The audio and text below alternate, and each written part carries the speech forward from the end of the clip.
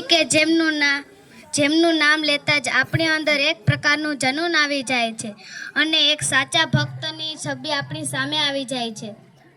તેઓ માત્ર 23 વર્ષની ઉંમરમાં જ શહીદ થઈ ગયા હતા અને આટલી નાની ઉંમરમાં પણ તેઓએ દેશ માટે ઘણું બધું કર્યું હતું, જેને આપણે સદીઓ સુધી ભૂલી શકીએ તેમ નથી. ભગતસિંહનો જન્મ 1907માં 28 સપ્ટેમ્બર લૈલપુરમાં બંગા નામના ગામમાં થયો હતો. તેમની માતાનું નામ વિદ્યાવતી અને પિતાનું નામ સરદાર કિશનસિંહ હતું. ભગતસિંહ નાનપણથી જ દેશભક્તિની વાતાવરણમાં જન્મ્યા હતા, પરંતુ કરતારસિંહની મૃત્યુની તેઓના મગજ પર ખૂબ ઊંડી અસર થઈ હતી.